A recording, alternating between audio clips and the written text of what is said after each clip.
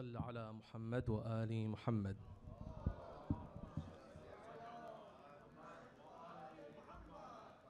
أعوذ بالله من الشيطان الرجيم.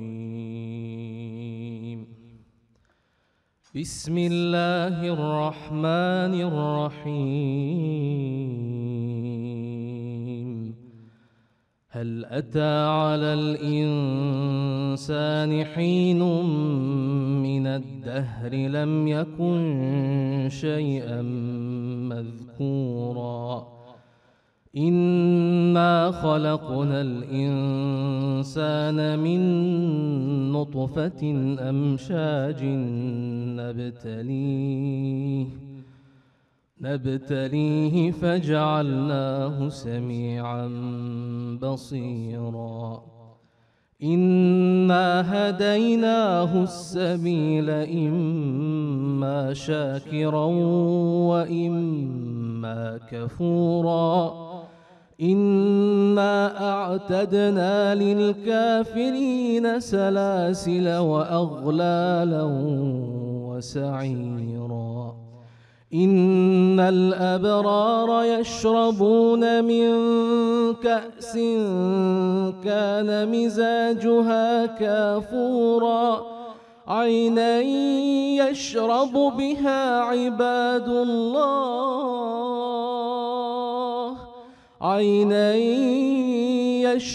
بها عباد الله يفجرونها تفجيرا يوفون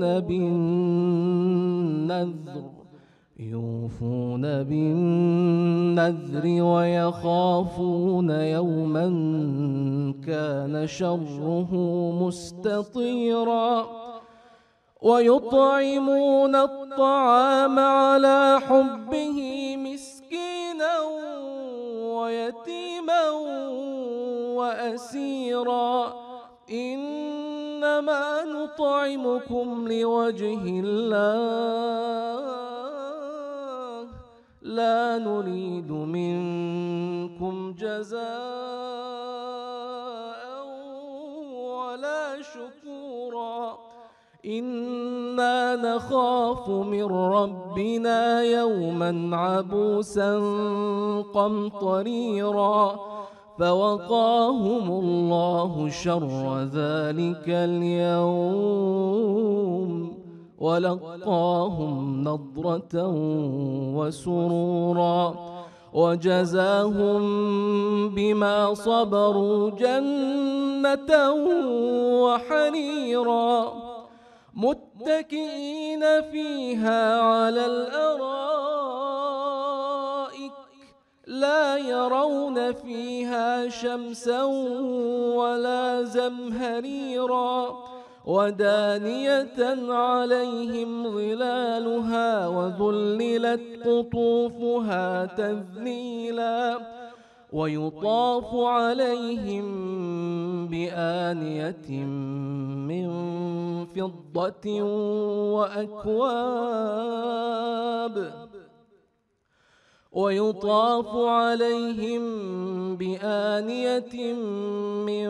فضة وأكواب كانت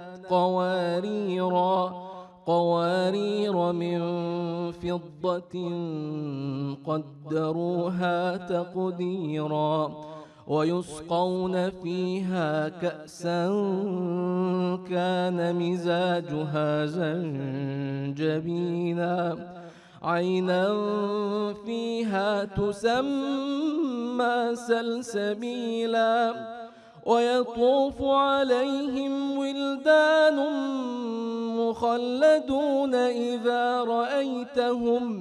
إذا رأيتهم حسبتهم لؤلؤا منثورا وإذا رأيت ثم رأيت نعيما وملكا كبيرا عاليهم ثياب سندس خضر واستبرق وحلوا أساور من فضة وسقاهم ربهم شرابا طهورا إن هذا كان لكم جزاء وكان سعيكم مشكورا إنا نحن نزلنا عليك القرآن تنزيلا فاصبر لحكم ربك ولا تطع منهم آثما أو كفورا واذكر اسم ربك بكرة وأصيلا ومن الليل فاسجد له وسبحه ليلا طويلا إن هؤلاء يحبون العاجلة ويذرون وراءهم يوما ثقيلا نحن خلقناهم وشددنا أسرهم وإذا شئنا بدلنا أمثالهم تبديلا إن هذه تذكرة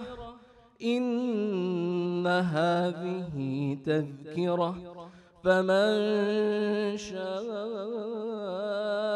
اتخذ إلى ربه سبيلا وما تشاءون إلا أن يشاء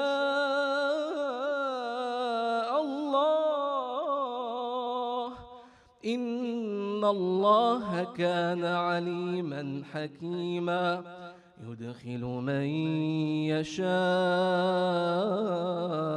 في رحمته والظالمين أعد لهم عذابا أليما صدق الله العلي العظيم اللهم صل وسلم وزد وبارك على رسول الله وآله الأطهار على رسول الله وآله الأطهار صل على محمد وآل محمد.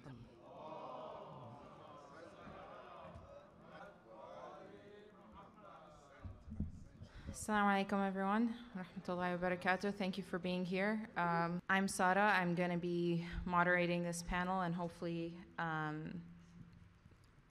getting to participate in a really fruitful discussion. Islam in America seems like a very big, wide, daunting topic. Where do we even start? I mean, that's the whole thing. Like, that's why we're here, right? That's why Ummah exists, because of Islam in America. But inshallah, if we can, I think, get some fundamentals in the conversation down and sort of identify what it is exactly, like what exactly is at the heart of this tension and why this topic seems so big and dichotomous and controversial, then inshallah I think we are in a very good place. I think a lot of the time when we think about Islam in America, the tensions that we identify and the tensions that we rub up against are these exoteric sort of fiqhi tensions, you know, like and especially in a post 9/11 world where Muslims were vilified and felt a lot of pressure to be patriotic and to prove that we're good Muslims and prove that, you know, we're not part of this, you know, part of these stereotypes. I think we fall into this awkward position where we want to assert that we're American, except we do these things, you know, except we have these rules and rituals and regulations that we follow. Like, we're American, but we also pray. We're American, but we don't eat bacon, or, you know, these sorts of things. But I think the bigger issue, and it differs greatly depending on where you are and who you're talking about and what the other communities you're interacting with are.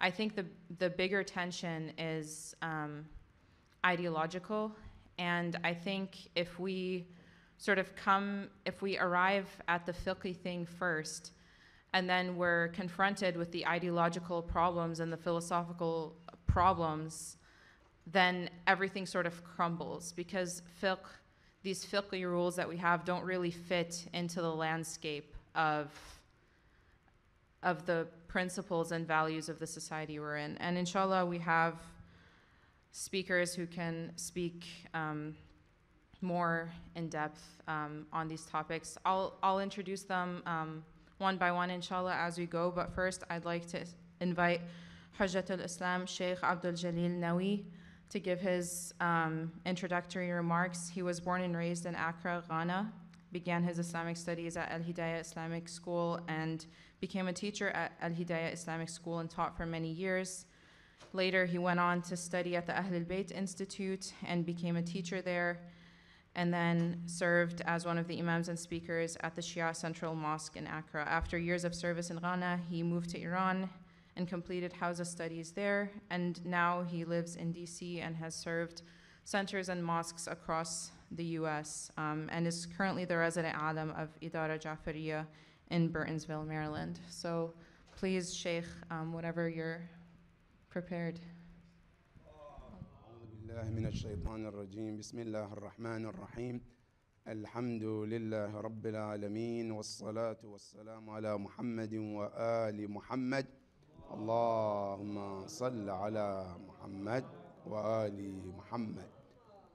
قال الله سبحانه وتعالى في كتابه الكريم بسم الله الرحمن الرحيم ومن يخرج من بيته مهاجرا إلى الله ورسوله ثم يدركه الموت فقد وقع أجره على الله صدق الله العلي العظيم اللهم صل على محمد وآل محمد.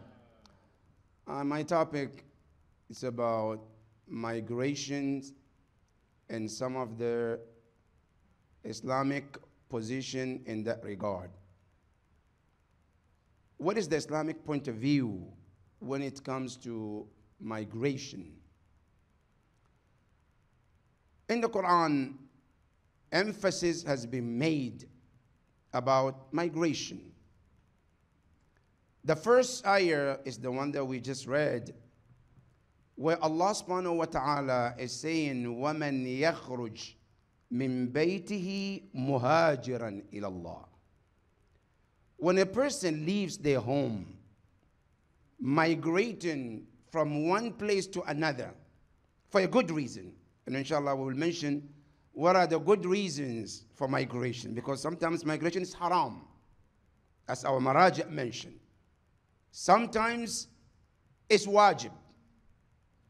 But all of these is governed with the situation you find yourself in. But generally speaking, migration is recommended in Islam.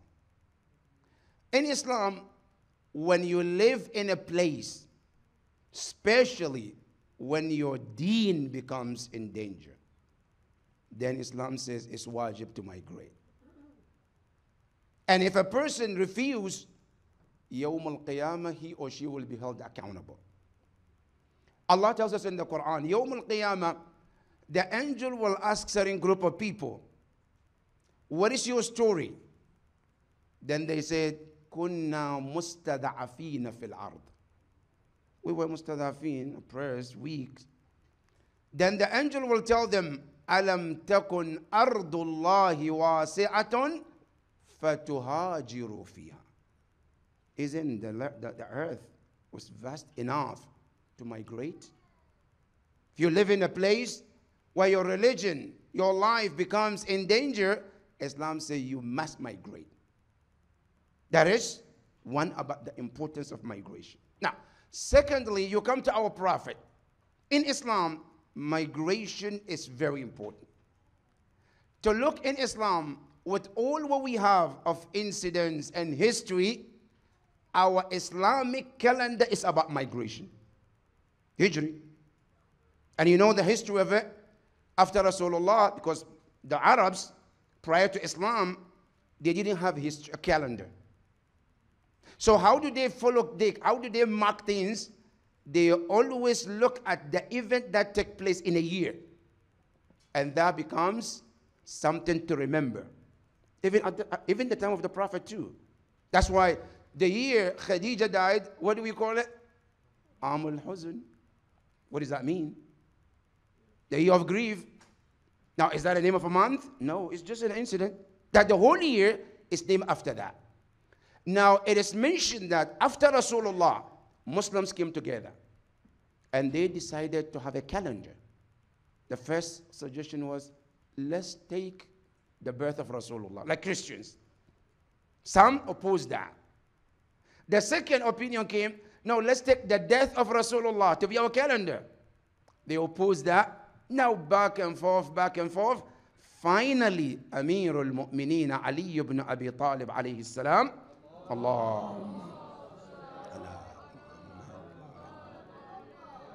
he suggested the best way to start your Islamic calendar is to begin with the hijrah of your Prophet. And that is why our calendar became Hijri.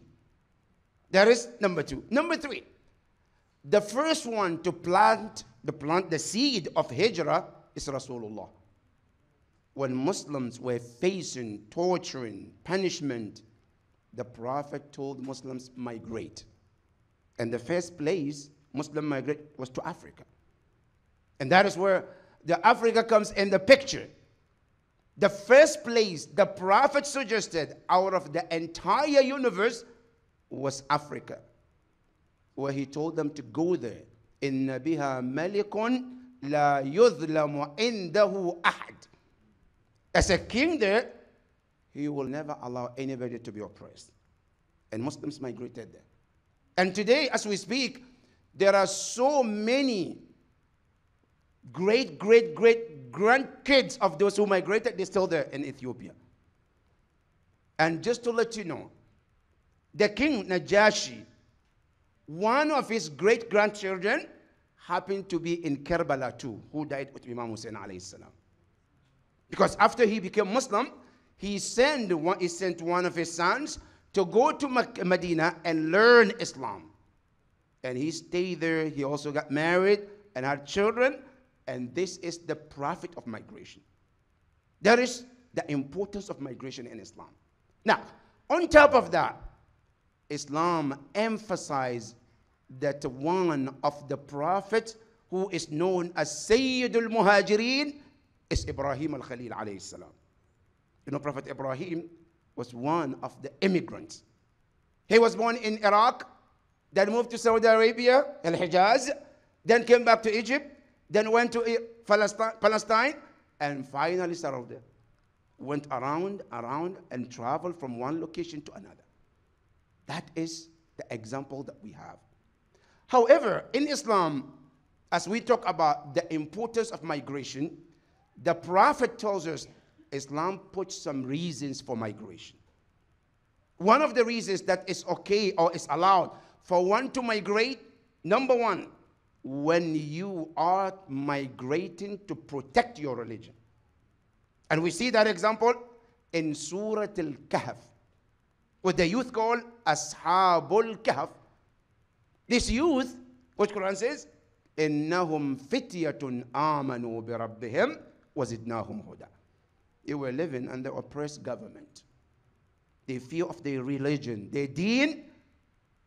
Then they decided to migrate to protect their faith and their aqidah.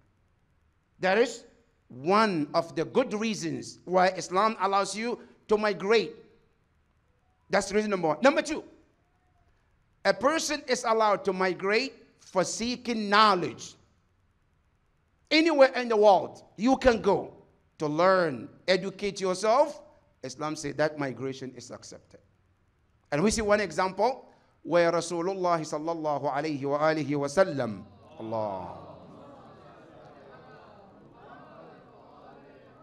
where he says, "Utlubul ilm walau bis-Sin." Seek knowledge, even if it happened for you to travel to go to China. So knowledge is a good reason where a person can travel to go and seek knowledge. And many people did that with our sixth Imam, Imam Ja'far al-Sadiq alayhi afdalu salati was salam. Allahumma salli ala. These are all good reasons to travel. Number 3, one of the good reasons Islam tells you to travel is for economical reasons. Want to travel, get a good job, better life, it's okay in Islam too. All right? But the last thing, because we only have 10 minutes, I believe. I don't want to take too much of your time. But, okay. One of the very important that we have to understand is that our scholars have put rules and regulation for migration. And the best one that you can have is the book of Ayatollah al-Sayyid al-Sistani, hafadhahullah, which is known as, for Arabic, Al-Fiqh lil-Mughtaribin, which is jurisprudence for immigrants. This book, I think every immigrant in America or anywhere should put their hand on it. Because not only he tells you certain rules for those of us who are immigrant, it also has certain rules Islamically. Now, one of them is, if you are to migrate somewhere and you started to lose your deen or your children, then it's haram for you to stay there. You have to leave. You cannot stay somewhere where your deen is going to be at risk. That is something to keep in mind, brothers and sisters. And I'm saying this between the printers. What is happening in the world today is something to think about. With our public schools and the laws that is coming in hand now is something to think about. That is number 1. Number 2, one of the things that we also have to keep in mind is that as we migrate, one of the advices of Sayyid Sistani in that book is to make sure that you are connected to a center. What does it mean? Let me give you brother's example. You know, mashallah, we all have cell phones. And these cell phones, sometimes the battery dies. What do? You charge it. Don't you? Good. Now, you as a Muslims, as you live in the country, sometimes your deen becomes what? Low battery. How do you charge your aqidah, your deen? When you attach yourself to the center. When you go to these programs, it's a place to charge your aqidah and your iman. And if you don't have that, you're putting your aqidah at risk. And that is something very important. That's number 2. Number 3, the last one, to also make sure that as you are immigrant, make sure that you have what I call a spiritual doctor. In America, we all have medical doctor, don't we? If your head hurts, oh, let me call my doctor, I need an appointment. All right, it's my tummy, let me call my doctor, I need to see him. I have this, right? The only thing we don't have we have an eye doctor, we have a medical, we have all these doctors. But the only doctor we are missing is the spiritual doctor. How many of us ever say, I feel low in my deen? Let me call my spiritual doctor to get boost in my aqidah. How many? Now, as you are in the immigration, or you are an immigrant, you should or must have a spiritual doctor. Somebody you can refer to. You know, somebody who can look at you and say you need this and guide you and lead you to make sure that your aqidah is at safe. Because at the end of the day, brothers and sisters, we don't have anything but this religion. The most what we have in this life is our aqidah and deen. And nothing should be sold for this religion. And I pray to Allah subhanahu wa ta'ala to give us the tawfiq to observe this religion and this aqidah, inshaAllah. Bin Nabi wa Ali Muhammad, sallu ala Muhammad wa Ali Muhammad.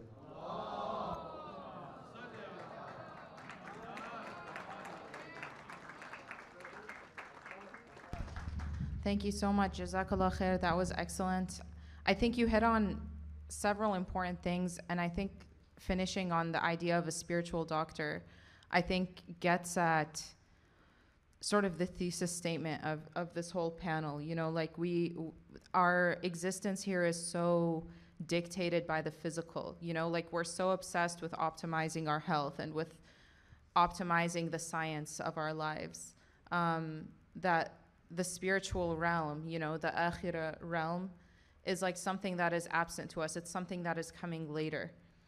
So we don't need a spiritual doctor because that's like something we worry about down the line. But in our aqidah, it's in the here and now. You know, it's not divorced from our spirituality is not divorced from our physicality. Like this is something that we need, and sort of a paradigm shift that we as a community need in our priorities.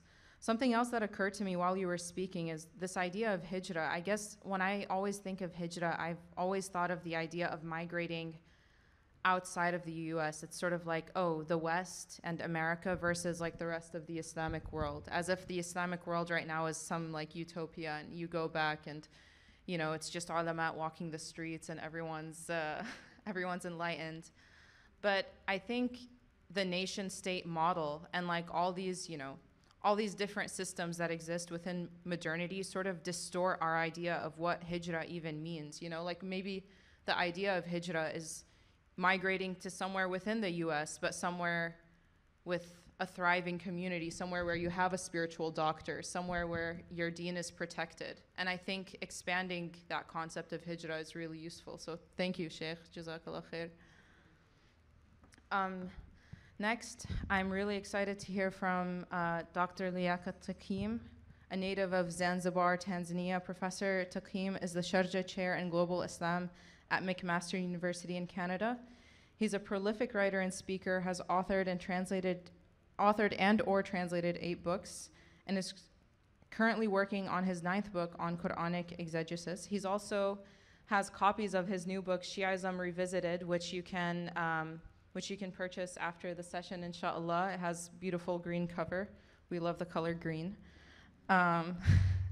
Professor Taqim's research interests lie in topics such as Reformation in Islam, Quranic exegesis, the role of custom in shaping Islamic law, Islam in the diaspora, Islamic fundamentalism, Islamic mystical traditions, Islamophobia, the treatment of women in Islamic law, and many other topics. His latest book, Shi'ism Revisited, Ijtihad and Reformation in Contemporary Times, was published by Oxford University Press in January 2022. I'll let Professor Taqim take it away after salawat ala Muhammad wa ali Muhammad.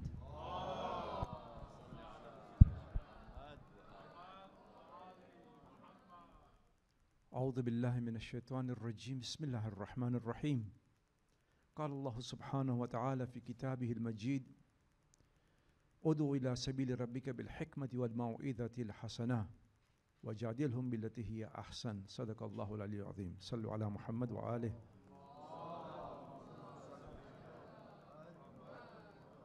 Assalamu alaikum jami'an wa rahmatullah. It's a great honor and a pleasure to be here and to share a few ideas. My main topic is Shiism in America after 9/11. I wrote a book which was published about 14 years ago. My last book was called Shiism in America. It's available on Amazon. I'm not trying to promote it, but some of the ideas that I'm going to express are in there, much more amplified. 9/11 was an important event, not only because of what happened, but also because of the effect it had on the Muslim community and the Shia community in America. Before 9/11, we were Muslims in America. After 9/11, we became American Muslims. And there is a distinction between Muslims in America to becoming American Muslims. Suddenly, we started to identify ourselves with America. Why? Because we realized if we did not, then not only our Islamic identity, but also our American identity is at stake. We had to be more engaged with America because now suddenly we were being questioned. People were asking, are they real Muslims or are they real Americans? Where are their allegiances? And so on. Who are these Muslims?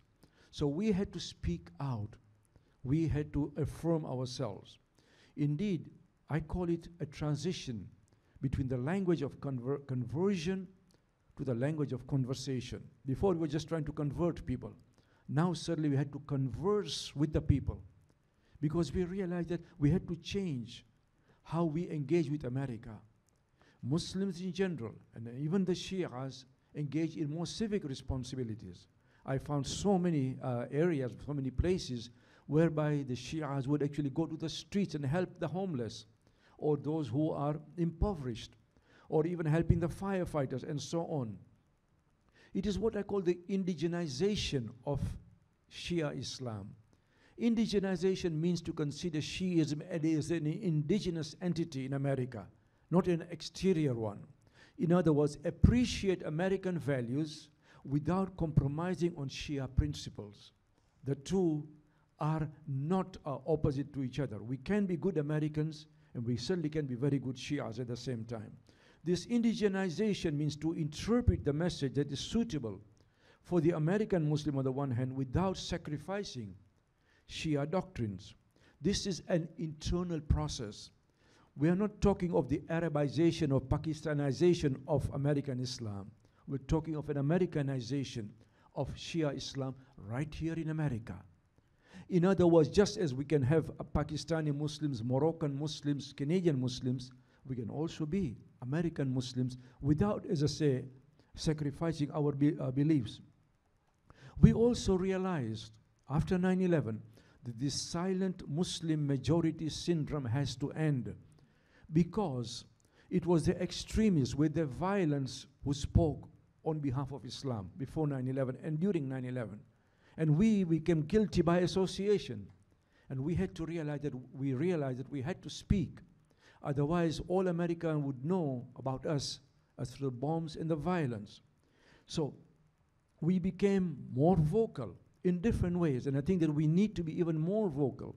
Because let us remember, as Shia Muslims, we have multiple identities. First of all, we are Muslims. But we are actually not only Muslim, but we are Shia Muslims. So we are immediately in a kind of a minorityness, a minority within a minority. And if you're a Pakistani, you're a Pakistani Shia American Muslim. And God help you if you're a woman within the Pakistani American Muslim, huh? You are even more of a minorityness. And what happens with minorityness? You become invisible. And therefore, one of our key challenges is for us as Shia Muslims to become more visible. I'll give you an example. When the State Department or even when the media talks of Islam, it makes Islam a monolithic structure, as if all Muslims are the same.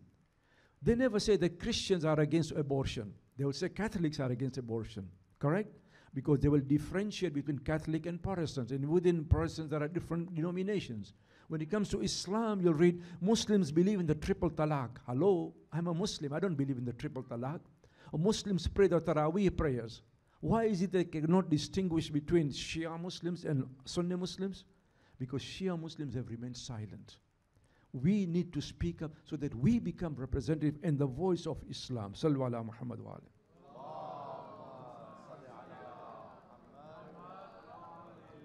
Another challenge that we have, and I have limited time, is this immigration or immigrant syndrome Muslim. That somehow when immigrants came, and I'm an immigrant too, we started to impose our version of Islam, and we established the centers and the programs according to how we did it in Pakistan, or in my case, Tanzania, and so on. But that does not jive with the youth culture.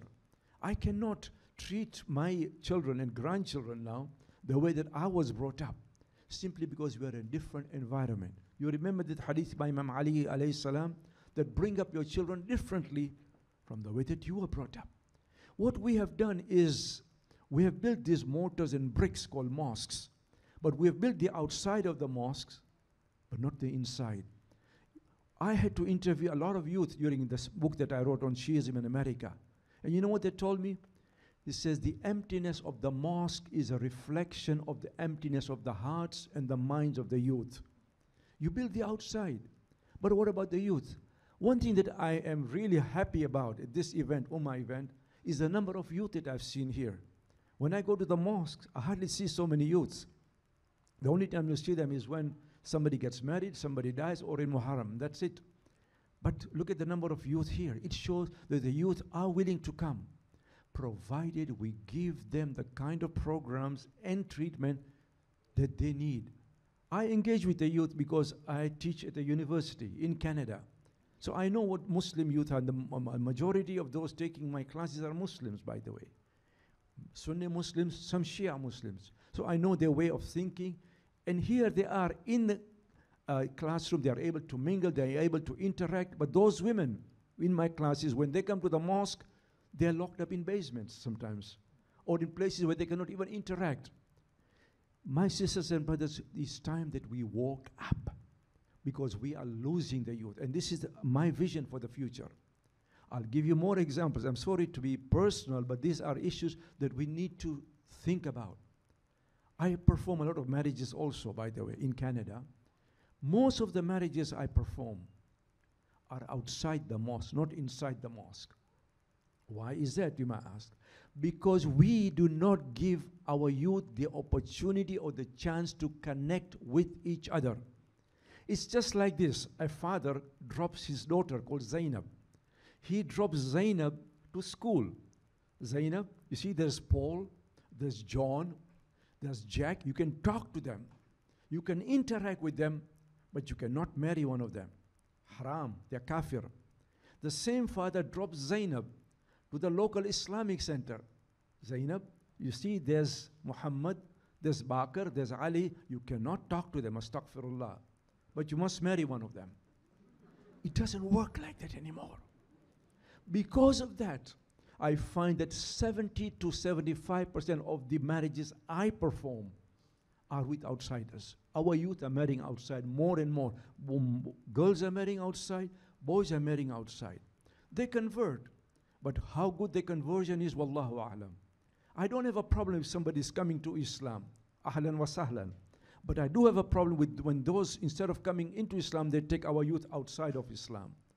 And that's happening increasingly, because we do not give them the chance. I'm so happy that we have a matrimonial session here, but this is far and few in between. I have very limited time here, so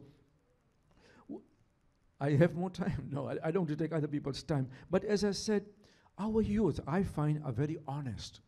And they want Islam. They're not against Islam.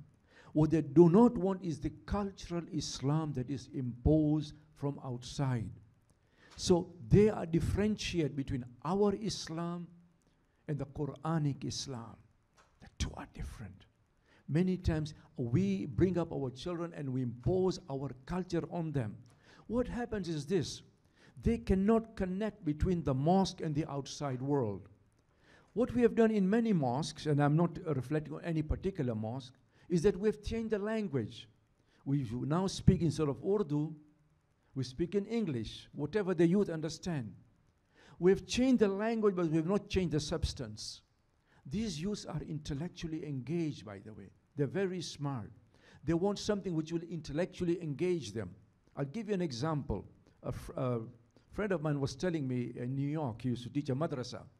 He used to teach 5-year-olds, 6-year-olds. So he wanted to test a 5-year-old. He says, you know, the Quran says that Nabi Yunus was eaten by a whale. How can the whale eat a whole prophet? The palate of the whale is too small. 5-year-old, what does he do? He scratches his head, says, Malim, I don't know. But when I meet Nabi Yunus, I'll ask him in heaven. The teacher wanted to be more smart. So well, supposing Nabi Yunus is in hell, then what will you do? So then you can ask him there. So that just goes to show how smart these guys are. They're sending their teachers to hell. So we need the youth, by the way. They want that Islam, but they want that authentic and original Islam, which is unmixed with the culture. In my culture, in my tradition, I do not know about you guys, I'm from the Khoja community. And when a bride goes out of her home for the last time on a wedding night, we take the Quran and put it on her head. Do you guys do that? We take the Quran and put it on the head. I said the Quran wasn't brought to be put on the head. It was revealed to be put in the head, my friends. Try and understand and implement that Quran. My final point also is that we, and I hope I'm not being too controversial, but one of the beauties of Ummah is that we are honest and talk our minds. We may not always be correct, but we speak our minds. Is that those who are leading us in the community, our scholars, need to be united. So the community cannot be united if its leaders are divided. You have to remember that. And therefore, the Council of Ulama or whatever groups that we have to come together and lead the community together. We have so many fiascos. You don't want me to tell you about the Eid fiasco that we had this last Eid, Ramadan Eid. And continuously, we need communities which are connected with a proper vision, whether it is in terms of Islamic school or political engagement or in the media or wherever it may be. Today we are in need of a reinterpretation of laws. This book that I've just written, it's on special sale, Shiism Revisited. I'm not trying to promote it again, but what I discuss in this is the need to re-understand and reinterpret. Now, this cannot be done by everybody. It has to be done by specialists, obviously. A lot of our laws were particularly inherited, endorsed by Islam. We call this ahkam imza'i, those laws which were endorsed, which were suitable at a particular point in time. But we, the followers of Ahlul Bayt, have what is called ijtihad. Ijtihad means the ability to re-reason, reformulate, revise particular rulings which may not be particularly relevant in a particular point in time or in a particular place. The Sheikh mentioned very correctly the Mustahdafat literature, with Ayatollah Sistani and a few others also have written. In other words, reinterpreting, re-examining the laws in a particular context. As the context changes, laws have to change in order to reflect that context. So our ulama, you'll be surprised, even in Qom and other areas, they are discussing these issues. Issues, for example, the bulugh of a girl. Does a girl who reaches 9 years of age, does she necessarily become baligh at that age? Or the issues of custodianship, or the question of guardianship, the testimony of women, and so on, the treatment of minorities. What does that tell us? That Islam is a very vibrant religion. It's dynamic. It's not stuck at a particular point in time. Remember, the Quran did not come to freeze our minds. It came to free our minds. It came to free our minds. My sisters and brothers, Islam does not need change. Our understanding of Islam needs change. Thank you. Jazakallah khair. That was so.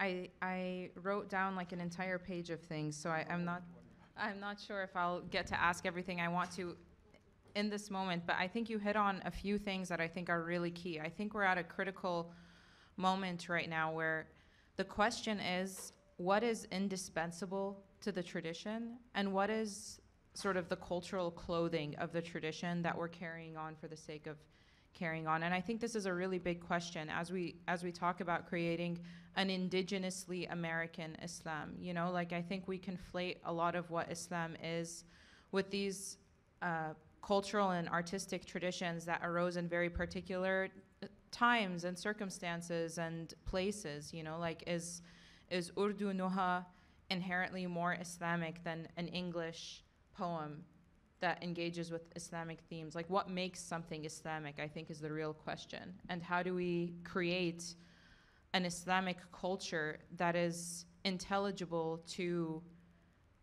our sensibilities as people who grew up speaking English and consuming the art and content that we have here in America? And I think this raises a lot of questions, you know, like what is the best way to do this? Do we just take the things that already exist in American society? Do we take Saturday Night Live and make it Friday Night Live and say like this is now an Islamic comedy sketch show? Or do we sort of build our own systems, our own ideas of what Islamic entertainment should be, what Islamic music should be, what Islamic art should be? And I think this is a big question, a loaded question with that entails a lot of work. But this also gave me a really nice segue to our next speaker, Nouri Sardar. I'm sure is no stranger to many of you. He's a poet and filmmaker born and raised in London. He's here to teach us about America. I'm just kidding, Nouri. His poetry focuses on the Ahlul Bayt, the Prophet Muhammad and his family, on divine love, spirituality, issues of social justice. He has published 5 books of poetry and produced multiple albums commemorating the epic of Ashura.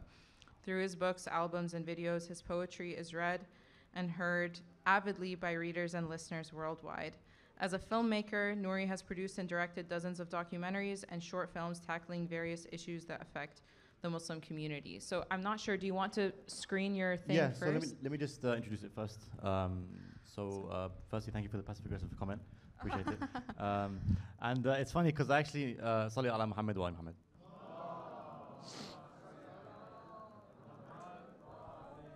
I know Dr. Laika mentioned the Eid issue this year. I actually moved to the US last year, and in the back of my mind, I was like, you know what, I'm just so happy I don't have to worry about Eid anymore. It's going to be wonderful, no issues. You know, because in London, it's like, it's a standard, you know, Wednesday is one marja, Thursday is the other marja, Friday is Sistani, so Thursday you see like a whole crew of people just driving north to the breaking point so they can break their fast and make sure they're not fasting on Eid. And I was like, I can't wait to move to America and not experience this again. And then this year, subhanAllah, it was a wonderful experience. Alhamdulillah. I kind of forced myself on this panel, to be honest with you, because I wanted to speak about this series that I created called The Shia of America. I'm not sure if anyone's seen it. Show of hands, anyone seen it? It's a 10-episode series. Anyone seen it? Show of hands. 1, 2. On the panel? No? Doctor, you've seen it? Okay. 2 years ago, that's the one, yeah. But you're in it, Doctor. You haven't seen the series? I think so, yeah. Okay. Doctor's in it. So basically, so just to give you an idea, the reason I created this series actually was a few years ago. I was traveling in the States, and someone very casually mentioned to me that, oh yeah, there were Shias in America in the late 1800s. I was like, what? He's like, yeah, they came, they came and worked for Ford and whatnot. I was like, how are you saying this so casually? I don't understand. This is a big deal. I couldn't believe it. Because in my mind, I'm sure many of our minds, when we think of Shi'ism, at least for me, I think, okay, Shi'ism is something that existed in the East, in Pakistan, in Iraq, in Iran, in Afghanistan, around the area, until from the day of the Prophet until the 1970s. And then suddenly there was a migration toward the West, and that's when Shi'ism began. So I really couldn't believe it, especially as someone coming from the UK. I really couldn't believe it. So it was actually here in the DMV that my friend, I saw Dr. Liakat's book, Shi'ism in America, which he mentioned, which I highly recommend. And I asked him if I could borrow, and I did. And Doctor basically interviewed a lot of the children of those and grandchildren of those immigrants who came in the late 1800s and uncovered this story of people who came for economic reasons and also fleeing war. They moved toward Michigan City, Indiana, then eventually Detroit, Michigan, and Dearborn, Michigan, essentially going for, to work in the Ford factories and do other things. Yeah, so there was even a Shia on the Titanic, which you mentioned in the book, which I also couldn't believe, who I met and filmed in this series. So what was incredible to me was this story, and if you really analyze it, and hopefully I'll show you the trailer soon, but if you really analyze it, it's so interesting because this community, entire villages, say Mustafa says in the series, entire villages from Lebanon, at that time known as Sham, would move toward the US and enter the US. What would happen then is from the 1890s, early 1900s, until about the 1960s, they had their own distinct cultural identity. Their own distinct cultural identity. They weren't overtly Shia. Many of them, by the way, there's a lot of nuance in this series, many of them told me straight up, we didn't know what Shi'ism was until the 60s. Imagine 60 years of not knowing what Shi'ism is as you're a Shia. Many of them told me we didn't know what Ashura was until the 1960s. So this story is so fascinating to me. Najah Bezi, who's also in the series, told me, she said there was a time where they would actually bury people who died in suits, in coffins, like the Christian way, because they didn't know any better. And there are two scholars one that was, two that migrated there. One of them who's very famous, Imam Shirri, who died in the early 1990s, actually migrated, who was the only scholar to migrate from Najaf. He finished his house in Najaf in the 1940s, and he migrated to America. Specifically, in his mind thinking, there's a community there which I need to cultivate. And the reason I wanted to talk about this series is because if we're going to speak about where we're going and where we are currently, it's very important that we look at our past. And I think there's been a lot of conversations about American and Shia identity here. When we think about American Shia identity, it's like Muslim identity. You know, we speak about Islam in America. People think Islam is alien to America. Islam's been here since the 1600s with the slave trade and afterwards, right? As we know very well. So American Muslims are almost indigenous to this country, especially African American Muslims, right? And I think it's very important that we reframe our mindset when it comes to the Shia Muslim identity, and let's understand that we've also been here since, past 100, 150 years, and also we were a big contributor to the identity of Islam in America, not just Shia Islam. The first few mosques and Islamic centers that were built in this country and registered were Shia mosques. They were Shia mosques. I think it's very important to think about and ponder about. So, Rodha, if we can just play the trailer, and then hopefully I'll break it down afterwards.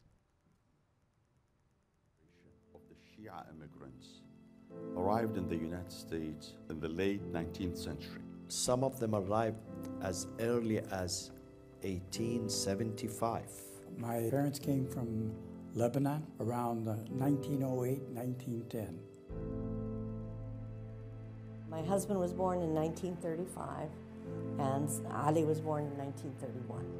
Well, they had boarded a train. The train was actually stopped by Mexican bandits. They slit his throat and the throat of his brother. He was a cowboy out in the West trying to make money. One night, she heard a big bang. She ran upstairs to the deck to see what was going on.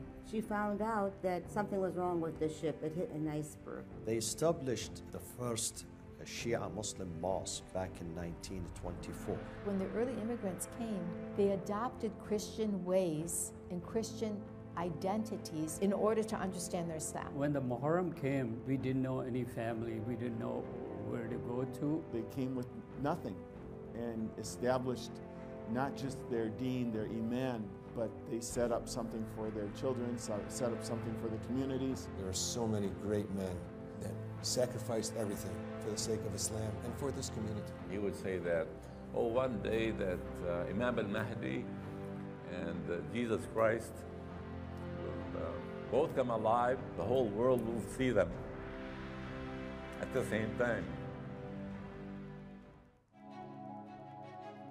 When I left, my mom gave me a small Quran to wear. I never took it off the whole time I was there.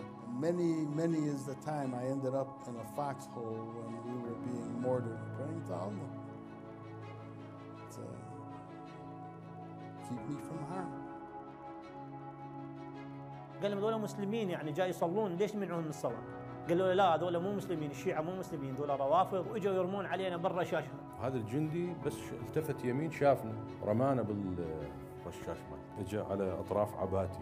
We've had people that have visited us that are hesitant to walking into our Islamic center because of their family members being killed because they were Shia. Imam Jafar Sadiq alayhi salam said, "Kullu yawmin ashir, kullu aradin Karbala." And I think that when we look at Malcolm's life, he's an embodiment of that. When he goes to Al-Azhar, he says he visits the shrine of Imam Hussein. A lot of blacks have been, castigated for centuries. So reading the historical events of Imam Hussein, it was a connection. We had been making duas for an Islamic state of government that's going to try to run Islam. The impact that the Islamic Revolution had on non-Iranians is much greater and deeper than the impact it had inside Iran itself. So many folks left completely, and those people are gone. Their children are gone. They're not Muslim anymore. It was not easy to come to this country, but it's very enriching. You are born again.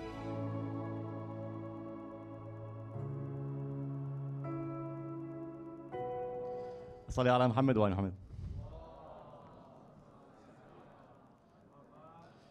So I really hope, inshallah, that you enjoyed that trailer, and I really hope that when you go home, inshallah, you do give this series a try. It's a 10-episode series. It starts off, again, like I said, in the late 1800s and continues all the way today. The first 4 episodes are focused on the Muslims who migrated, the Arab Muslims who migrated to the Michigan area and Indiana area.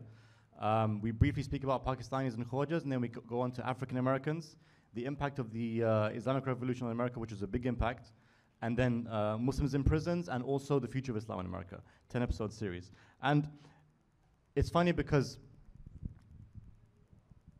again, like the reason I think it's so important that we understand where we've been is it gives us great context for where we're going. And one thing I've always been fascinated by, and a topic I'm very passionate about is this idea of Islam and also Shia Islam in America. Because me personally, I grew up in London. My grandparents were Pakistani. My grandparents emigrated from Pakistan to London in the 1960s. Okay, so my parents were born in the UK. My mom was born there. My dad came when he was like 3. So my whole life, I grew up British. I had a big detachment, which caused me a lot of issues from my Pakistani identity growing up, right? And that's not just, that's not a typical story of British Pakistani, but that was my story, right? So what happened was when I embraced Shia Islam and I entered the Shia community, what I saw as Dr. and I think Sarah mentioned as well, is this kind of connection to culture that I couldn't connect to. Everyone around me was Iraqi Shia or Pakistani Shia or Iranian Shia, and with that came so many cultural identities that I couldn't relate to, which is why even today, I get into so many debates and dialogues with my friends because there's documentaries, for example, that I want to create or things that I want to do, and they're like, oh, you can't do this. I'm like, why? Because it's Ayib in Iraqi culture? Is that what you're telling me? Because I don't care about that.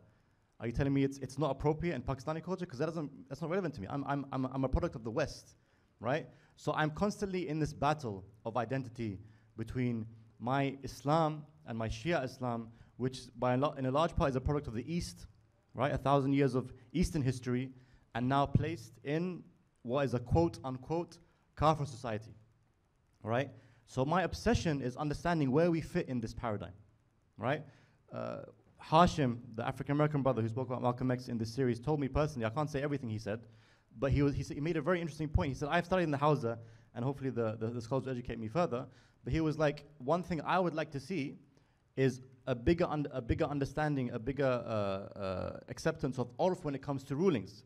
Because if you take what's being preached in the Hawza and our Islam, and he's a very practicing religious person, he's not like anti-Hawza, but he's saying if you take the Islam we understand and place it in the ghetto in Compton, or place it in Oakland, Northern California, people won't understand it. If you take the philosophies and ideas of the fiqh rulings that we have and give it to them in a way they understand, then they would appreciate it. It's very interesting to look at African American Muslims actually, because they are the only indigenous Muslims in this country. So when we look at their culture, we can have an understanding of how American Islam might look like, how American Shia Islam might look like, right? That's why I've always been fascinated with this country. Like I'll travel here back and forth the past few years, and I migrated here last year, because here, one thing I would say, and the reason I wanted to speak about this is because I feel like as an outsider who's seen the difference between other Western countries and America, I can see what you guys have that we don't, which are positives and negatives, right? When I first moved here, Hassan Qazwini said something to me very interesting. He said, and it's really true, by the way, he said, in America, it's different to other countries because you really, truly do have freedom. You have the freedom to be the most religious person, and you have the freedom to be the least religious person. You have the freedom to be as close to God as you want, and you have the freedom to be as far away from God as you want. And that's the biggest challenge that I've noticed in this country, right? So I really feel like we need to, like I said, I think Sheikh said as well, and Doctor said as well, to make sure that we have that emphasis on cultivating our identity. I think this conversation around culture identity is also a very interesting one. I don't know, have I got more time or? Yeah, okay. I've never spoken for more than like 5 minutes on stage. I'm just like going with it. But I think when we look at cultural identity, I think we're very focused on trying to make it a certain way. Like Sarah said, for example, Urdu Nahaz or English or Arabic or this. And I think one thing we fail to understand is that culture, at least in my opinion, is like a flow of people. It's not something you can force. It just happens by itself, right? So I feel like we're so obsessed with holding our cards so close to our chest, our culture so close to our chest, that we don't give it room to grow, especially in this country, right? Since I've been here, since last year, I've traveled to maybe 15 states, just in the past year and a half alone, and mostly to Shia Muslim communities. And I've noticed a big trend that's only in this country, which I think Dr. might have mentioned, is the split between the youth and the elders. In some communities, it's kind of there. In some communities, it's so bad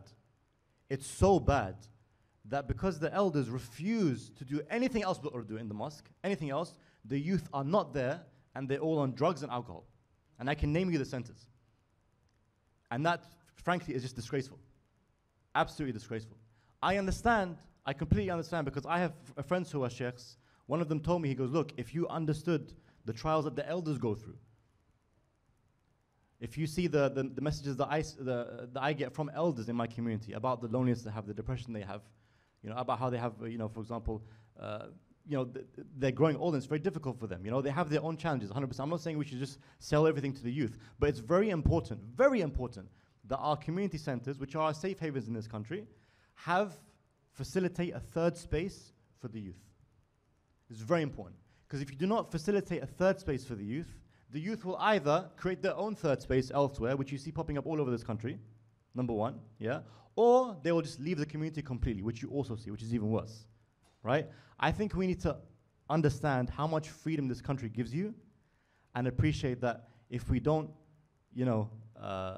be cautious of it, you can really lose a generation, all right? On the flip side, there's a big positive as well, I've noticed. The youth here in this country, compared to any other country that I've been to, especially the UK, I would say, have two big strengths. One of which is they are, I don't want to say wealthy, but they're very successful in their fields, right? Shia community generally in America, the big positive that I can definitely say is that's a very successful community. We have a lot of doctors, we have a lot of people who are, in their fields, they've gone far. They're very wealthy, they have money. That's not really an issue for them, right? What that means is that they can be ahead in their communities, right? And also, there is a big spark of faith that I see in the youth across this country, which I really admire and appreciate. Because in this country, we have the freedom to do anything. If you're, saying no to a lot of things and choosing to turn your face toward Islam instead, I think that's really, really a beautiful thing, an absolutely a beautiful thing. But it needs work. It really needs work, and it really needs an acceptance to the situation that we have, right? There's some things here, for example, that I see compared to the UK. Like one thing, for example, that I really couldn't believe it, is, for example, the kind of divisions you have between followers of different scholars and Maraji in this country, especially among the youth. I couldn't believe it. Because in the UK, it's something we've left like 10, 15 years ago, at least in the communities that I go to. It's something that no one cares about anymore, right? And I think even if you go to the actual American youth in this country, the other positive thing is that they see these conversations and they're like, you know what? We don't really care about it. What we care about is connecting to God. What we care about is connecting to our imams. And all we're asking for is like a small third space to do that. So I think that's very important. So inshallah, I hope that was a bit of a beneficial insight. But I really do want to emphasize this series because I feel like, again, when you understand where we've been, you look at these stories, you really appreciate what you have. You will really appreciate what you have. The fact that so many of these people grew up not knowing what, I couldn't believe it when one of the Hajjs told me behind I was filming him, I was asking the question, I was like, tell me about like how you commemorated Ashura, like in the first few decades of this century, of the 20th century. And he's like, we didn't know what Ashura was till the 60s. Should I say that on camera? I said, yes, say it. Tell me the truth. And it made me appreciate so much what we have today. Imagine 60 years not knowing what Ashura is, not knowing what Shia Islam is. Imagine that. Just think about that for a second. Think about how lucky we are today to have this Shia identity so proud. We have so much knowledge with us, so many scholars to benefit us. In those days, in that community, they had one scholar only, Imam Shiri, and that was it, no one else. He was the only scholar that got up from Najaf and moved to America because he saw the potential and he saw how he had to cultivate that community. Now we have access to so many scholars, so many centers, so many communities. There's a lot of work that needs to be done, but hopefully we can look at our past to understand how we can strengthen our future, inshallah. Thank you. Jazakallah khair. Thank you so much for that. I think the question of past, it always sort of seems, growing up, you grow up as a child and you learn these things and you assume that like this is like the baseline, this is the way things have always been, this is the way, this is the way Islam is, this is the way Islam is practiced. And I think as you grow, you see more, you learn more, you realize that like a lot of things that we take for granted as like being the way things are have only been this way for the last 20 years or 30 years or 50 years. And I think it loops back into this question of like what is the core of the religion? What are the sort of things that are indispensable? What are the things that like we cannot compromise on? Like what are the things that like have to be there? And then what are the ways that we can sort of play or like interrogate or like look into, especially around cultural production? Because I think you can't predict what's going to take root in different communities. You can't predict what's going to be popular, what's going to be unpopular, especially, I hate saying the word youth because it sounds like such a buzzword. I try to avoid it at all costs, but especially among younger people. They're sort of the creators of culture because, you know, they don't have much else to do. I mean, the way youth is structured in this, in the Western world and in modernity is like you have a lot of leisure time and you have a lot of time to watch Netflix and do these other things. So the youth end up being the engine of cultural production.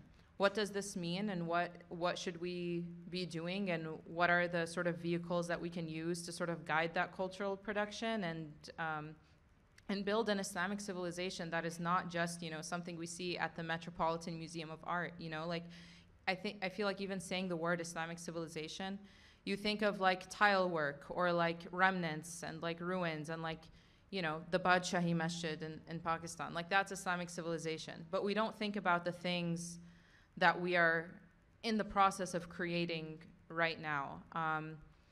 And so we end up getting our culture and the civilizational sort of things that build the color around our lives from what exists in the spaces that we're in, you know? And if Netflix shows are higher quality than, you know, Islamic web series, then we're going to be watching those because they're well produced and they're nice looking and they make sense to our sensibilities. So I think that gives us a lot to think about, and hopefully we can get into sort of nitty-gritty questions. But first, I'd like to introduce our last speaker, last but not least, Sayyid Sulaiman Hassan Abidi. He was, I'm sure, no stranger to all of you. One of my oldest influences and teachers. Sayyid Sulaiman is a board member at Mufid Academic Seminary. He was born in Medina, New York, and growing up attended religious classes at the Hawza Almiya and Wali al-Asr in Medina. After graduating from the University of Buffalo with a degree in business administration, he proceeded to the seminary at Qom in 1997 and stayed there until 2007. Since then, he served as religious director at Beit al-Ilm Academy and the president of the Ahlul Bayt Islamic Seminary in Streamwood, Illinois, and also as the religious director of the Imam Asr Islamic Seminary in Alexandria, Virginia. He also has a PhD in Islamic Studies at from the University of Chicago. Please, Sayyid, whenever you're ready. After as-salawat ala Muhammad wa ali Muhammad.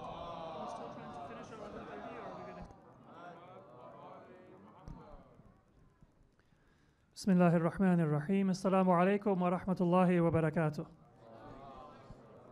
MashaAllah, we had some very interesting and very enlightening comments, and I will try to abbreviate my comments slightly so that we have more time for interaction, discussion, questions, and answers.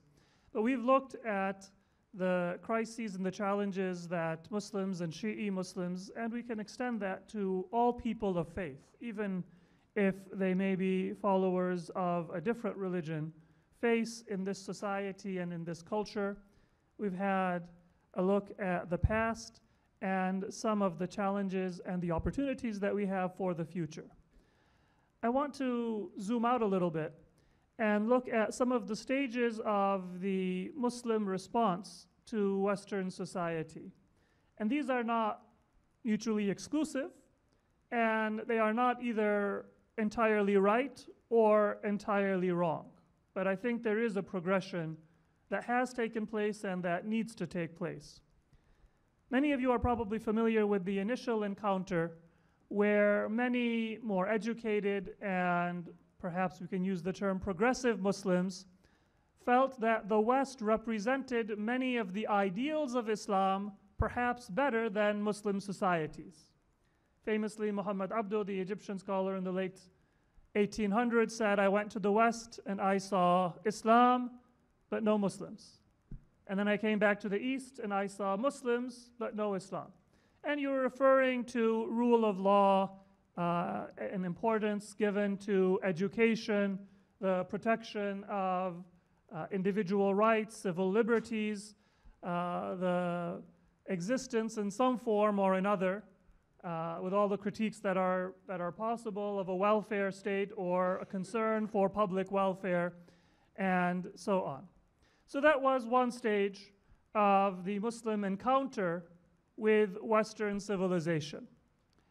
Then we moved forward and we entered into a stage where now we are responding to some of the challenges that we face within the West. As Sheikh mentioned, many of us, we have fears for our children, for example, in school, and what kind of values or priorities or culture they are being told, perhaps in a way that is contradictory to our very fundamental Islamic beliefs or laws.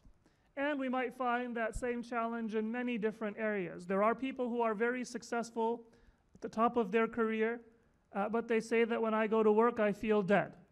Because although I may have respect and I may have a good income, I don't feel that there is any connection to my values and to my religion in the job that I do.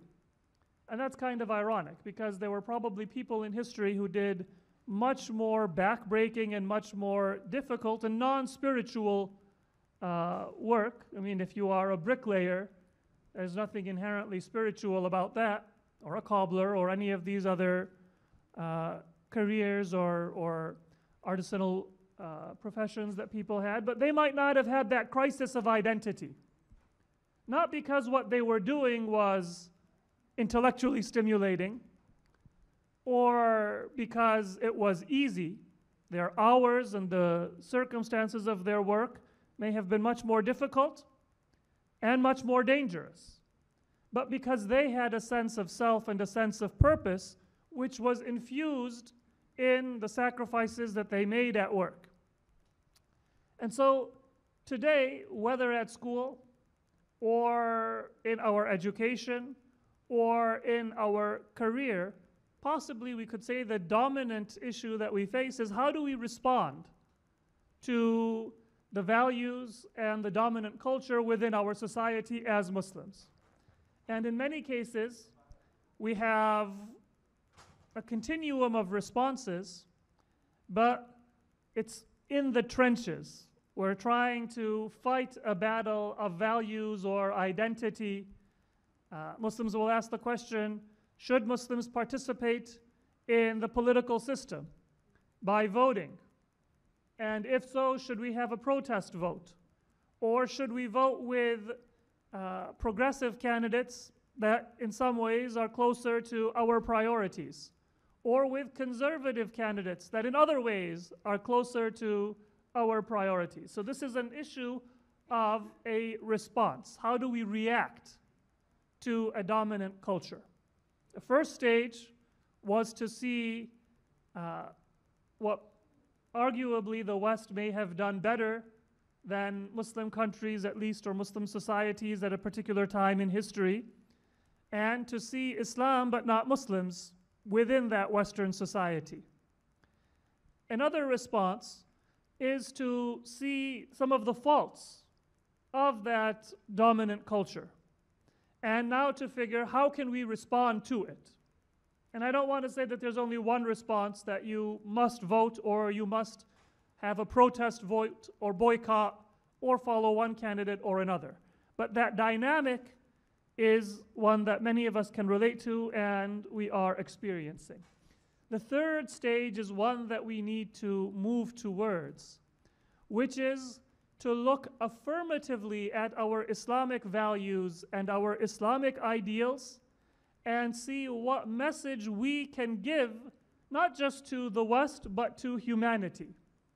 Because the goal and the ideal of Islam is certainly not to be impressed by another society, nor is it to be only a critic or to respond to the positive and the negative things within that society, but to affirmatively and confidently imagine what a society would look like that is animated by Islamic teachings, and to try to first imagine it and then bring it about. in our own lives and in our family and in our community, and then to offer it to society.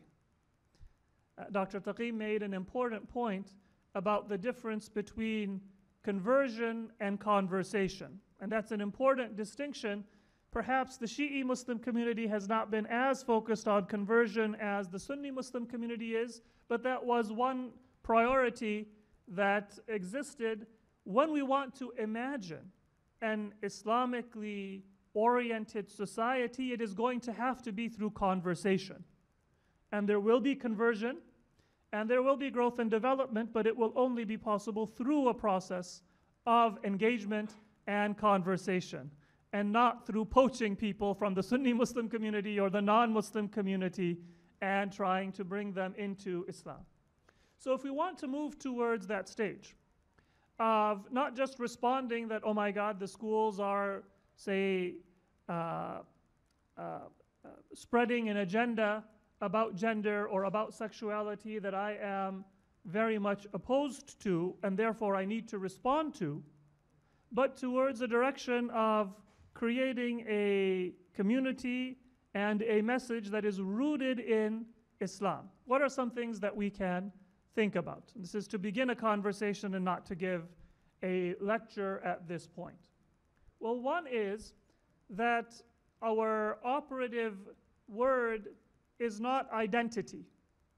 Many of us are concerned about the Islamic identity of our children, younger generations, even those who are older, but identity is also oriented towards the self, when in reality our Islamic identity is to move towards God. Millata abikum Ibrahim huwa sammakumul muslimina min qablu wa fi hadha.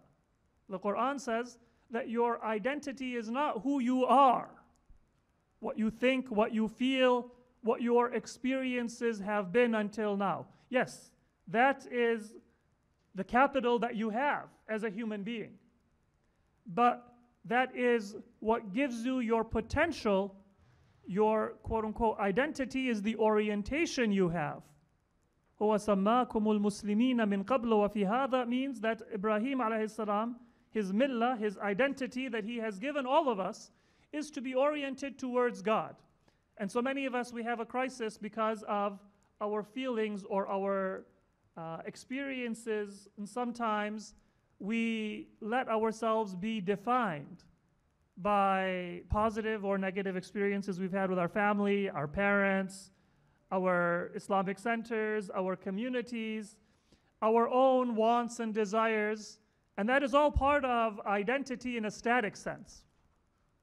But that is not what our primary concept is as Muslims, because that is just our starting capital. If you have an education and you are, say, several $100,000 in debt, your net worth in material terms is not negative, because you have the knowledge and the skills to be able to, inshaAllah, pay off that debt and to do very well for yourself and your family and your community. So when we look at our identity in terms of our thoughts and our feelings now, it's almost as if we are just looking at that debt, rather than the potential that that debt gives us. And now the question is, what should we do with those resources that we have been given? One point that I want to make is that the orientation of Islamic society is one that meets the crisis that secular and Western society is facing in a unique manner. It's not just that Muslims are facing a crisis of faith, but society is facing a crisis of direction. And our Islamic society and our Islamic ideals, they give us a way out. But we can't offer that to others until we affirm it and we understand it and we live it ourselves. Let me give one example, and maybe in the conversation we can talk about other examples. The concept of haqq, or right, exists in popular culture, and it exists in Islam. The connotation of a right, when I speak of rights, in popular culture is, what do other people owe you? What can you take? Although legally, every right has two sides. Something that others owe you and something that you owe to society or to others. You can't have a right that doesn't have both sides. But in popular culture, my rights are what I am owed. But in our Islamic culture and language, huquq refers to either both sides of that equation, or more so to the obligation and towards the ideal. So we say huququllah, huququl ibad. And in Risalatul Huquq of Imam Zain al-Abidin alayhi salatu wasalam, we have the haqq of your own body, an obligation that I owe to my body. I need to take care of it. I can't just destroy my body with bad food and bad living. So this is an orientation in Islam towards truth and towards justice that affirms the rights that you can claim, but in the context of rights that you are to affirm. And we find that in many cases in the social world and in the political world in our society, there have been many debates that what has been missing in those debates is a transcendent approach rooted in justice. The most recent example is the debate about affirmative action.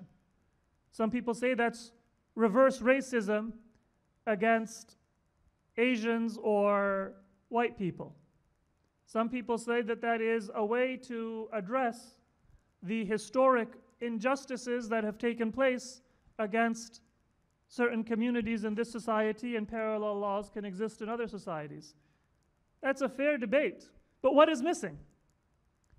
That which Islam orients us towards is, before we talk about what is the best mechanism to resolve historic injustices and grievances, we need to have a conversation about what are those historic injustices? What was the scale? What were the repercussions? How did they take place? Why did they take place? Are they continuing? And then we can have a conversation about how to address them. Is affirmative action in one form or another the best way, or is there another form? That is a perspective that is innate to us as Muslims, because our religion, our aqeedah, and our fiqh is rooted towards unity, towards justice, not just towards my interests or my own desires. And that is what is missing in so many different conversations that we find around us within society. That is a message that you and I as Muslims, if we affirm it, if we discover it, it can animate our Islamic identity, and it's an incomparable benefit that we can give to non-Muslims as well. The final point that I will make, and there was some discussion about the need to reform fiqh and our Islamic laws, and that is a very important conversation. This transition from a response to Western society towards an affirmative ideal of Islam is not going to be rooted in law. So when many Muslims, especially practicing Muslims, think about what is the Islamic solution, we think of what are the Islamic requirements of modesty, of dress, of family relationships, and so on and so forth. There's a very instructive hadith of Amir al-Mu'mineen Imam Ali alayhi salatu wasalam that helps us, sallu ala Muhammad wa ala Muhammad, see how society can be changed effectively. And that is sayyi'atun tasu'uk khayrun min hasanatin tu'jibuk. If I have a sin that I feel guilty about, that is better than to have a good deed that I am impressed with. So I can practice my fiqh, good hijab, good prayer, and all of the other T's crossed and the I's dotted, but I can be in a negative state because I am complacent and I am arrogant. The way that we can affirmatively discover the orientation of Islam and Islamic values for ourselves and for our broader society is to look for a healthy spiritual state, which of course requires our aqeedah. It requires our fiqh, but it is rooted in our ethics. It is not rooted in a static conception of what Islamic law is or an imposition of what Islamic law is. So that we have that humility, and of course the best state is not to be sinning and guilty, but to be doing good and humble. So the Imam is not saying the ideal state is to sin and feel guilty.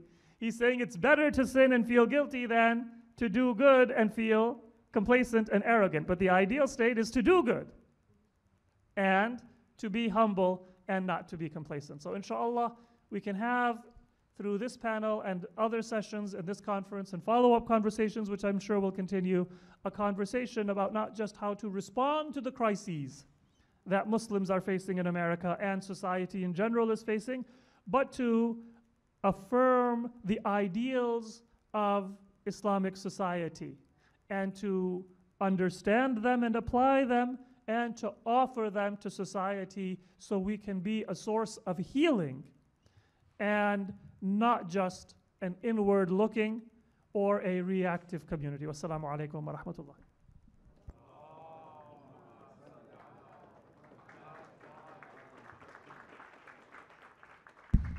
Jazakallah khair, Sayyid. You always cross the T's and dot the I's with everything, I hoped that this panel would get at.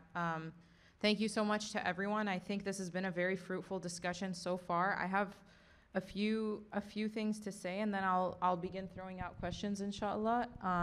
And then, inshallah, we'll have some time to get some questions from the audience. So I know we were supposed to end at 11:30, but inshallah, we'll try to be completely wrapped up by noon since we began a bit late. I think one of the things that you hit on so correctly, and that I think maybe is like one of the principles or one of the ideas that like can sort of help us with this thing is like understanding indigenously Islamic ideas about how the nafs functions and how the ruh functions and what do we believe about ourselves such that we have to exist within this system. So if fiqh, defines the red line parameters, like these are the lines you cannot cross, what is the system that is in place that makes it so that those are the lines that you cannot cross? And like I think one of the important things is the idea of the nafs sort of being this insatiable thing. And if we understand it as this thing that needs to be sort of culled and held back and controlled, then I think all the sort of fiqhy things begin to make sense. It's otherwise, I mean, you could say if your feelings are the center of the world and if everything is dictated by how one feels, then everything sort of falls out the window. Like we don't have to, if you don't feel like praying, if you feel like getting up and praying is a traumatic event or is like beyond what you feel like doing in the moment, I mean, then it sort of disappears.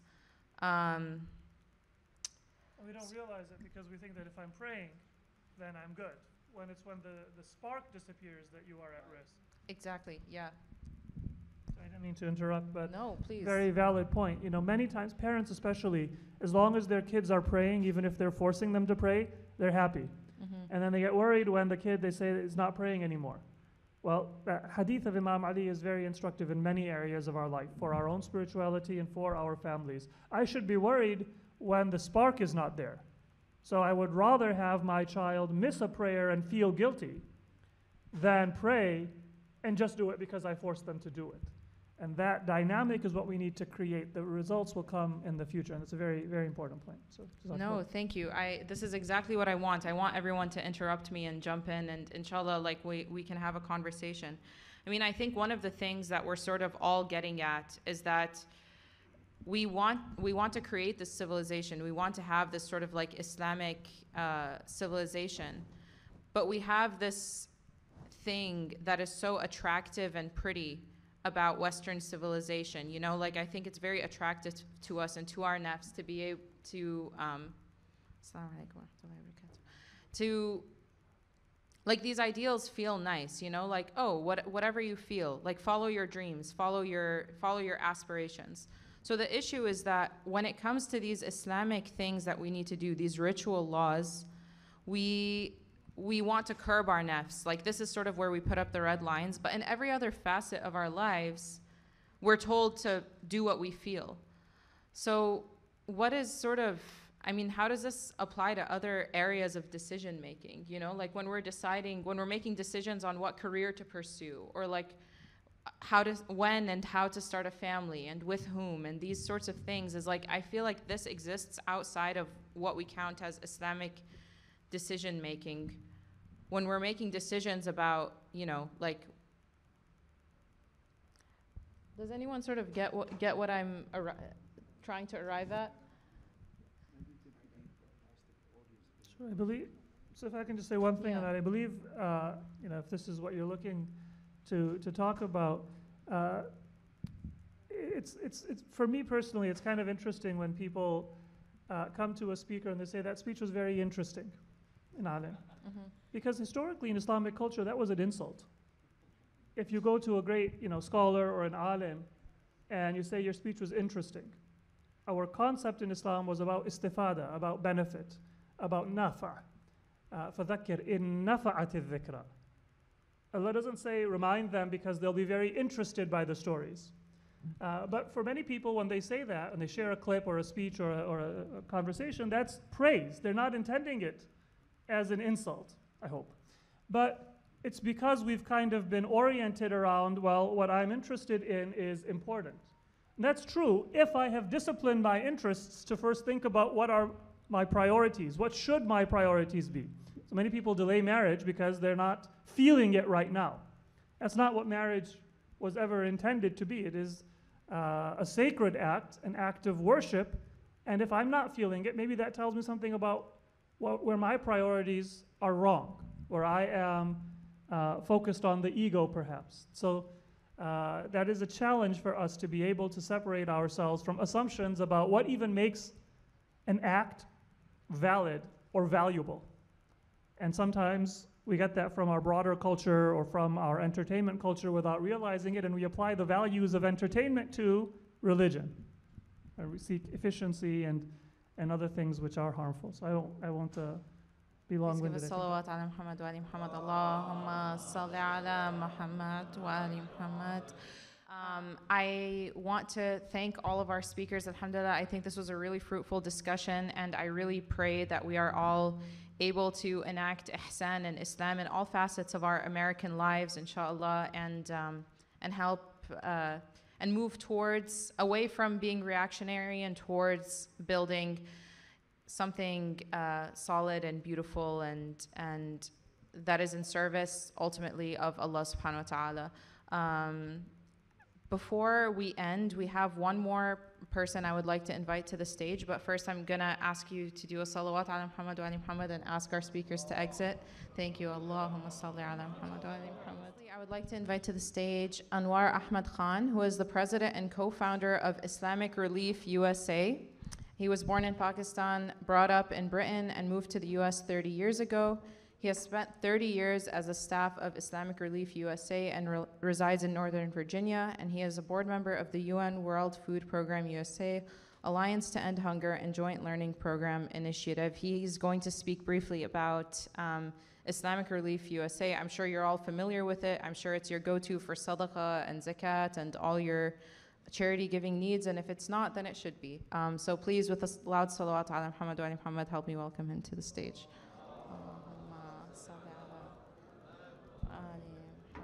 Assalamu alaikum. Sorry, that was a bit loud. I give you the greetings of peace. May Allah reward you for the wonderful work that you do and the beautiful gathering. Salam to my dear brothers and sisters, to the scholars and to the imams. It is an honor to be here. Quick question. How many of you have heard of Islamic Relief USA? Okay? This is not a fundraiser, okay? This is not a trick question. How many of you support Islamic Relief USA? So Jazakallah khair. Let me tell you very quickly who we are, what we do. Islamic. We are a faith-based organization which is inspired by our Islamic values. We have people who are from different forms of Islam, not just Sunni Shia, but many more. And we have Jews, Christians, and atheists that work for us. And we help all of humanity. We don't help them because they're Muslim, we help them because we're Muslim. Muhammad sallallahu alaihi wasallam was a mercy unto mankind. We are showing that mercy. Our name is Relief because we started doing relief, but we also do development and advocacy work. Our name is USA because we are proud to be from the USA, but we work in 40 countries around the world under the name Islamic Relief and many more. Our mission statement states Islamic Relief USA provides relief and development in a dignified manner regardless of gender, race, or religion, and works to empower individuals in their communities and give them a voice in the world. What does that mean? Well, there's three main things we do. One, we raise money to pay for the mission. How much? $1.2 billion over the last 30 years. Please give yourself a round of applause, inshallah. We're talking about Ihsan in the previous session. This is you. You are part of that community that raised $1.2 billion. So far this year, mashallah, we have raised $100 million in 6 months. Jazakallah khair. We have raised that money. How? From Allah subhanahu wa ta'ala.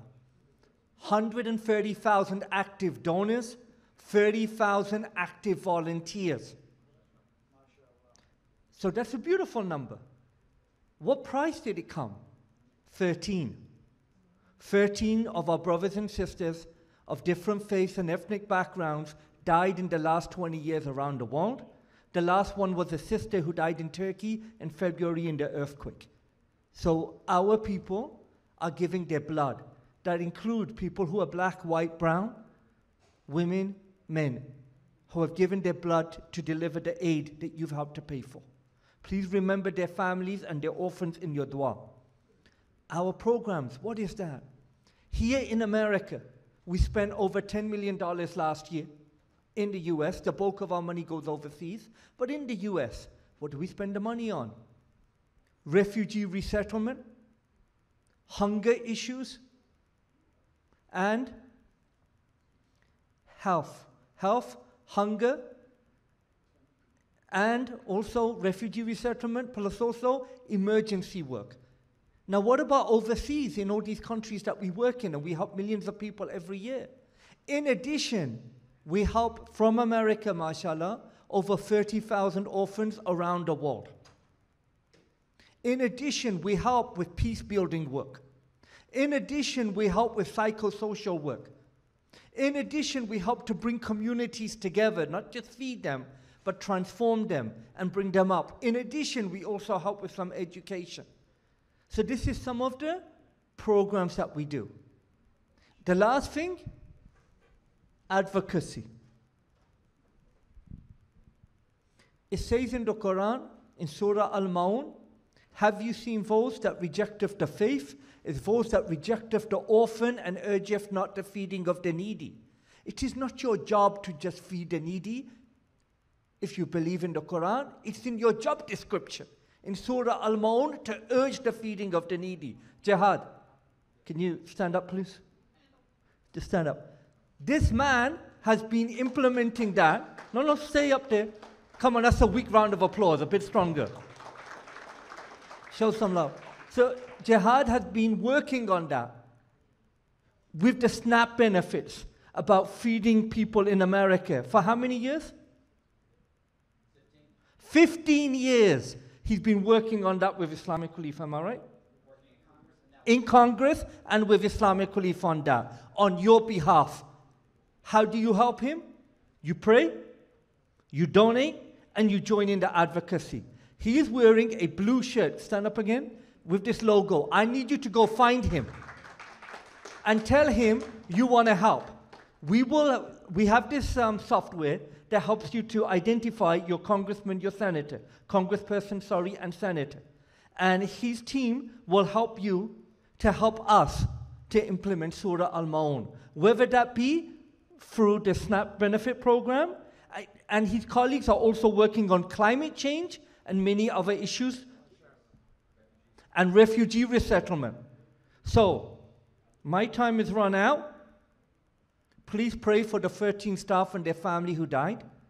Please pray for our staff in Yemen who are in harm's way every single day. Please pray for our staff in Iraq who are in harm's way every day. Please pray for them in Myanmar and many other places around the world who are in harm's way every single day.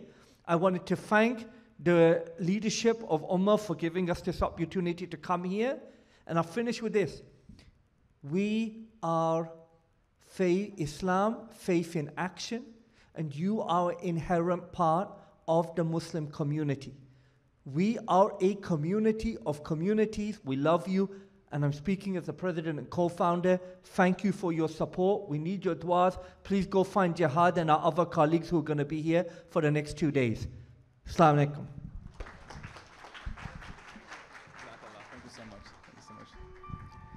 We are Islamic Relief USA. Ours is a story that begins at the grassroots almost 25 years ago in 1993.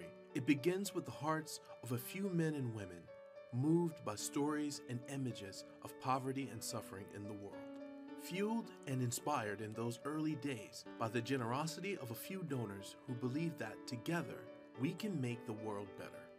From their sacrifice grew a worldwide network of tens of thousands of caring people who are changing the world one person at a time. Islamic Relief USA's work is guided by 5 values. Custodianship, amana. Donations are a trust, and we take it seriously. Together, we get your aid where you want it. Compassion, rahmah. We believe in the protection and dignity of every life, and we respond to suffering with compassion. Social justice, adl. We work to empower oppressed communities and help them realize their human potential. We're a voice for the voiceless, sincerity, ikhlas. We remember the roots this organization was built on, and it motivates us every day. It's why we appreciate the small victories along with the big ones. Excellence, ihsan. It's a sincerity that results in excellence that shows through the work we do. That's what has drawn major organizations to work with us, like the Red Cross, United Nations agencies, and the USDA. Together with our donors and partners, we are making waves across multiple sectors. We are at the forefront of emergency disaster relief, but we're not satisfied until our families achieve self-sufficiency. Here at Islamic Relief USA, we call it Working Together for a Better World. To learn more, visit irusa.org. Thank you, Brother Anwar Khan and the entire Islamic Relief team. I also wanted to mention they also are a sponsor of the Ummah Convention this year and have been in the past. And one thing that I was sharing with Brother Anwar, that we've had such a long-standing relationship, not just with Ummah, but the broader Shia community. Islamic Relief has truly a genuine partner and lover and promoter of great relations within the Muslim community, and we're very honored and blessed to have you amongst our gathering every year. So thank you again. Please recite a loud salawat for Brother Anwar Khan and the entire Islamic Relief team.